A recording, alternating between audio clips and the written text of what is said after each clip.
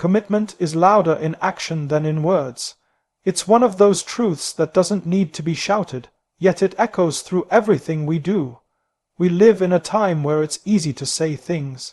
We make resolutions on January 1st, share goals on social media, promise ourselves that this time it's different. We declare, announce, post, caption, and hashtag our intentions. But commitment doesn't care about what you say you'll do. It only responds to what you actually do. And that difference between intention and execution is where real transformation lies. Anyone can talk about their goals, anyone can dream big, that part's easy, but talk is a currency that loses value the more you spend it without backing it up. Because eventually, the people around you stop listening, and more importantly, you stop believing yourself. The words start to sound hollow. You say you'll start waking up early, and then hit snooze.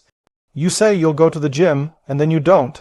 You say this is the year you take your shot, but you hesitate again.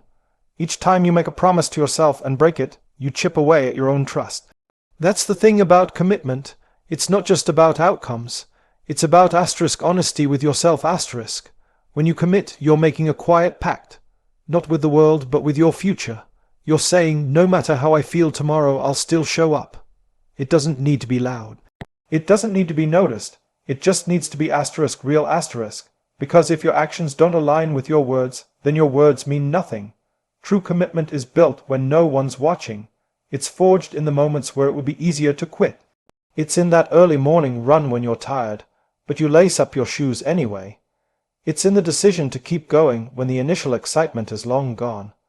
It's when you do what needs to be done, without applause, without recognition, simply because you said you would. The people who succeed, whether in fitness, business, relationships, or anything else, aren't necessarily the smartest or the most talented. They're the ones whose actions never needed an audience. They're the ones who understand that consistency beats intensity. It's not about being perfect one day.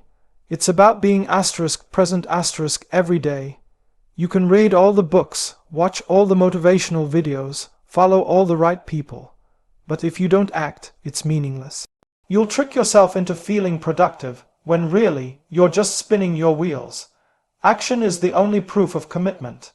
If you say you're dedicated to growth, then you work at it daily. If you say you're serious about your goals, then they show up in your schedule, not just your vision board. Every step you take reinforces a habit. Every repetition tells your brain, this is who I am now. Over time, your actions create identity. You stop needing to say it out loud because it becomes visible in how you carry yourself. People don't need to ask if you're serious. They see it, they feel it. You walk differently. You speak with quiet confidence. And all of it started not with a declaration, but with a decision. That decision is always available. Every day gives you the chance to act on what you say matters to you. You don't have to wait for motivation or for circumstances to align. You just have to act in alignment with what you said you would do, again and again, until your actions are so consistent, so locked in, that you no longer need to talk about your commitment. You are the commitment. Motivation fades, discipline sustains. That's a truth most people don't want to hear, because motivation feels good. It's a rush, a high, a wave of energy that makes anything seem possible. You watch a video, read an inspiring quote, or hear a powerful story, and suddenly you feel unstoppable. In that moment, your goals feel within reach. You think, this is it, I'm ready now. And maybe for a day or two you are. You start strong, you go all in, you chase the feeling, but then the feeling fades. Life happens, the energy drops, and the goal you were so excited about starts to feel heavy, inconvenient, even optional. That's where most people stop. Not because they're weak, but because they relied on something that was never built to last. Motivation is emotional fuel. It burns fast and hot, but it doesn't stay. It's not supposed to. It's a spark, not a structure. You can't build anything long-term on it alone, because the truth is, anything worth having takes time. And time demands something stronger than fleeting excitement. It demands discipline. Discipline is quiet. It doesn't give you a rush. It doesn't care if you're inspired. It just asks one question. Will you do it anyway? When it's cold outside, when you're tired, when it's boring, when no one's watching, when the results are invisible, when everything in you wants to wait until tomorrow, discipline says, do it today. That's the difference. Motivation makes you want to act when everything feels right. Discipline trains you to act regardless of how you feel. It's not dramatic, it's not romantic, it's often repetitive, even dull, but it's also undefeated. The people who reach their goals, who transform their bodies, build businesses, write books, raise families, stay healthy, grow stronger. They do it because they've learned to stop relying on moods. They trust their systems more than their feelings. Think about the gym. No one feels motivated every day. Not even the most elite athletes. But they still train. Not because they're superhuman, but because they've made discipline the standard. They don't wait for motivation to show up. They've built a habit of showing up themselves. And that's what separates temporary efforts from permanent change. There's this myth that discipline means restriction or punishment, but it's actually the opposite. Discipline is freedom. It gives you control over your time, your energy, your direction. It helps you build trust with yourself. Every time you follow through on what you said you'd do, even when you didn't feel like it, you reinforce belief in your own word. You prove to yourself that you can depend on you. That builds confidence. That builds identity. It's tempting to chase motivation, to wait until you feel ready. But the people who win aren't waiting. They're working. They understand that action creates momentum, not the other way around. They take the first step, even if it's small, even if it's messy, because they know that consistency beats intensity every single time. You don't need to go hard once. You need to go often. Discipline makes that possible. It gives you structure when motivation disappears. It keeps your priorities clear when life gets loud. It helps you act with purpose instead of impulse. You may not always feel like doing the work, but with discipline you do it anyway, and every time you do, you build resilience, you build capacity, you build a version of yourself that no longer needs to wait for the right mood, the perfect time, or a surge of inspiration. You simply show up and do what's necessary. Success is built in the unseen, consistent moments. It doesn't arrive in a single grand event or a sudden breakthrough. It is shaped quietly, in repetition, in routine, in the small daily choices that no one claps for. While the world celebrates outcomes, trophies, transformations, and achievements, the real work happens far from the spotlight. It's forged in early mornings when the alarm rings and you rise anyway. It's there in the last rep, when your body says stop, but your mind says keep going. It's in the quiet refusal to give up when progress feels invisible and results seem too far away to matter. We are conditioned to seek big wins and dramatic milestones, but the truth is, those moments are only the result of everything that came before. The invisible work, the unsexy effort, the patience to keep building when there's no reward in sight. The gym session that no one saw, the extra hour spent learning a skill, the journal entries where you wrote down goals that felt impossible. Those are the bricks of success, not the applause, not the before and after pictures, not the recognition. Just the slow, steady climb that doesn't make headlines. Most people never reach what they're capable of because they stop showing up when they no longer feel progress. But real success demands that you stay committed even when nothing seems to be happening. It demands that you keep planting seeds long before you ever see a single sprout. Because consistency is not just about discipline, it's about belief. Belief that your effort matters. Belief that the process works. Belief that showing up for yourself, even in silence, even in struggle, is shaping something powerful beneath the surface. Every rep you complete when no one's watching is a vote for the person you're becoming. Every time you resist the urge to quit, you're reinforcing the standard you've set for yourself. Success is not created in the public eye. It's created in isolation, when it's just you versus your excuses, you versus your doubt, You versus the voice that says it doesn't matter today. That's where character is built. That's where momentum is born. When you see someone who's successful, truly successful, you're not just seeing the outcome. You're seeing the result of thousands of private decisions. You're seeing the evidence of persistence, the result of doing the hard things over and over again, not for attention, not for approval, but because they made a decision and honored it relentlessly. They didn't skip the hard parts. They didn't wait to feel inspired. They built a habit of showing up, no matter how they felt. The mistake many people make is chasing motivation and waiting for conditions to be perfect. But conditions are rarely perfect. Energy fades. Life gets chaotic. The only thing that creates lasting success is your ability to keep going anyway. That's why the small, consistent moments matter so much. They're not optional, they're everything. They're what separate the interested from the committed, the hopeful from the intentional, the talkers from the doers. Progress happens quietly. It builds up day by day, choice by choice. It's not loud, it's not flashy, and most of the time it feels like nothing is changing.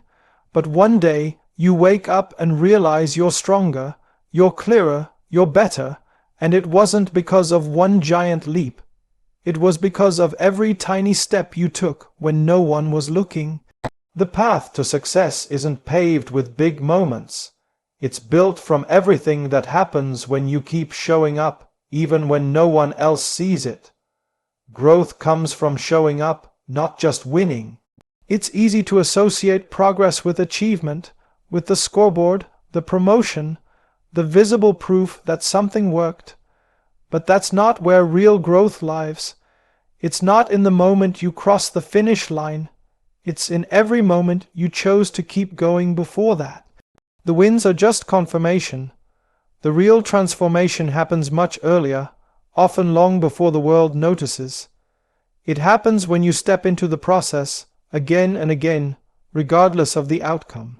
Most people are conditioned to chase results. We celebrate victories, we reward success, and we often overlook the effort that made it possible. But the truth is, if you only value the win, you'll quit the moment things don't go your way. And things won't always go your way. There will be setbacks, disappointments, missed targets. That's not failure. That's part of the process. Growth doesn't demand that you always succeed. It demands that you always show up. Especially when you don't win. Especially when it's uncomfortable, when it's messy, when it's unclear if it's even working. The mistake people make is tying their self-worth to outcomes. They think if they fail, they're a failure. If they lose, they're not good enough. But growth is not about being perfect. It's about being present. It's about continuing to engage even when the path is uncertain. Because every time you show up and give your best, you're becoming stronger, more resilient, more capable. You're learning things you can't learn from winning. You're building grit, discipline, patience. The things that success is actually made of. You don't get better by thinking about it. You don't grow by waiting until you feel ready. You grow by doing the thing over and over again. You grow by pushing through the moments when your mind wants to stop, when your body says this is enough, when your fear says maybe this isn't for you. Every rep you finish, every decision you make to keep going, every hour you spend on the craft instead of the comfort, that's growth. That's where the change happens. The people who grow the most are rarely the most talented. They're the ones who are willing to endure the uncomfortable space between where they are and where they want to be. They understand that progress isn't always visible. They're not obsessed with instant results. They trust the long game. They show up when they're tired. They show up when they're discouraged. They show up even when there's no guarantee. Because they know that showing up is the only thing they can truly control. They can't always control the outcome, but they can control the effort. There's power in that, in choosing to return to the work day after day, not because it guarantees success, but because it guarantees growth. And that growth, slow, subtle, quiet, is what eventually leads to real breakthroughs. Not the fake kind built on hype, but the deep kind built on consistency. You don't have to feel like a winner to grow. You don't need perfect conditions. You just need to show up and do the work. Whether it's writing one more page, lifting one more set, studying one more hour, having one more tough conversation, it all adds up. It all compounds, and over time, the person who keeps showing up, even in defeat, becomes someone who can handle the win when it finally comes, because they've earned it through the struggle, not in spite of it. Purpose fuels effort when results are absent. It's easy to give your best when progress is visible, when the numbers are climbing, when you're being recognized for your work. But the moments that define you aren't those.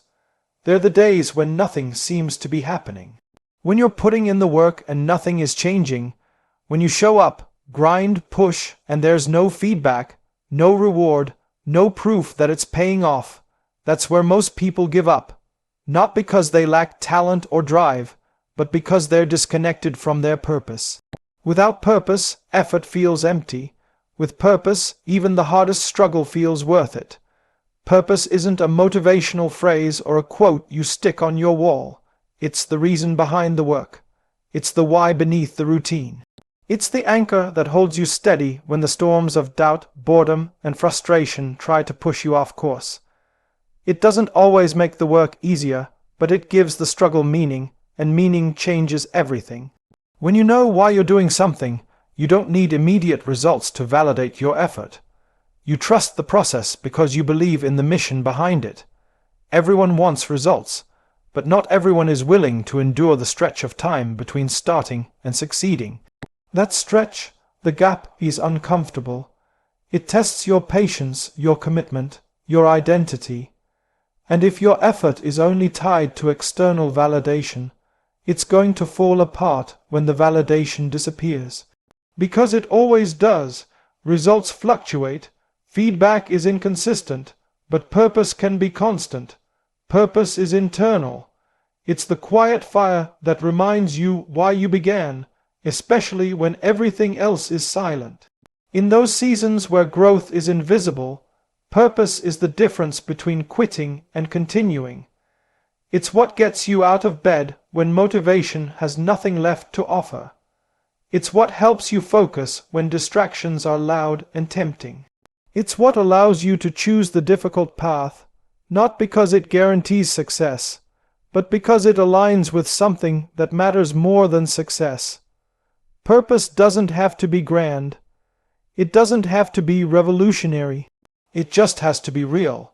It could be setting an example for your kids, proving to yourself that you can follow through, honoring a promise you made when you were in a different place, with a different kind of hunger. Whatever it is, when it's honest and personal, it gives weight to your effort. It makes every rep, every word, every hour count, even if no one else sees it. Effort without purpose burns out. It becomes exhausting.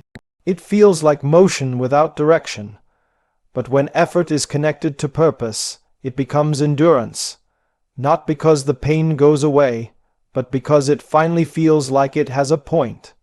The discomfort is no longer something you just tolerate. It becomes part of the transformation. You stop asking, "Is this worth it?" and start thinking, "This is who I am now." That shift changes how you show up. It makes you consistent when others get sporadic. It makes you relentless when others hesitate. Purpose doesn't eliminate struggle, it reframes it. It reminds you that results are not the only metric of progress. Who you become along the way, how you carry yourself through the silence, how you keep showing up, that matters. It shapes your mindset, your habits, your character. And that version of you, the one formed in the absence of applause, is the one who can actually handle success when it finally arrives. Not because it was easy to earn, but because you never needed proof to believe in what you were building. The mind quits long before the body does. It's not the muscle that gives out first. It's the thought that says you can't keep going. The body can endure more than we give it credit for, but it listens to the story we tell it. If the mind says stop, the body obeys. That's why mastering the mental game is everything, because when things get hard, it's not about how strong you are, it's about how strong your thoughts are. Your physical limits aren't reached when you feel pain. They're reached when you decide the pain means you should stop. But pain isn't always a warning. Sometimes it's just a signal that you're at the edge of growth. Most people live their lives far beneath their potential, not because their bodies can't handle more, but because their minds haven't been trained to push past discomfort. The minute it gets uncomfortable, the mind offers an escape route. It starts whispering, "This is too much. You don't have to do this. It's not worth it." And unless you've trained yourself to recognize that voice, to challenge it, to push through it, you'll take the exit every time. But what's on the other side of that voice is where the real breakthroughs live, not just in performance, but in self-belief. Pushing past mental resistance is where grit is developed. It's where resilience is born. Not in comfort, but in friction. And this isn't just about workouts or physical challenges. It's about life, relationships, career, discipline. It all comes down to how well you manage the voice in your head. Do you listen to the one that doubts or the one that dares? Because both voices exist. One wants safety, the other wants growth. One wants to protect you from discomfort, the other wants to guide you through it. And the one you feed is the one that leads. You don't build mental toughness by reading about it. You build it in the moments when you're tired and frustrated and nothing is working, but you keep going anyway. It's built in the reps you don't want to finish, the conversations you don't want to have, the projects you don't want to start. Every time you act in defiance of that quitting voice, you gain power. You train your mind to serve you, not sabotage you. That's where confidence comes from. Not from avoiding the challenge, but from facing it and realizing you survived. You didn't break. You didn't fall apart. You found another level. The most dangerous limits are the ones we accept without testing. We assume we can't handle more, not because we've tried and failed, but because we've never pushed far enough to find out. That's the tragedy. People walking around with potential they've never even touched, because they let a moment of discomfort become a lifelong boundary. But discomfort is data. It's feedback. It's your mind telling you you're doing something new. You're doing something hard. That's not a reason to stop. That's a reason to dig deeper. There's a switch in all of us, a point where the body wants to stop and the mind has to decide. That's where growth happens, not when you feel good, but when you don't, and you act anyway. The mind is a muscle. It needs to be trained, and training it means getting uncomfortable on purpose. It means doing the hard things not because you have to, but because you've decided to. That choice, repeated over time, rewires your relationship with discomfort. It changes what you think you're capable of, and once you realize your mind was the only thing holding you back, everything opens up. You begin to understand that pain is part of progress, that challenge is part of the design, and that the only real limit is the one you stop at without questioning.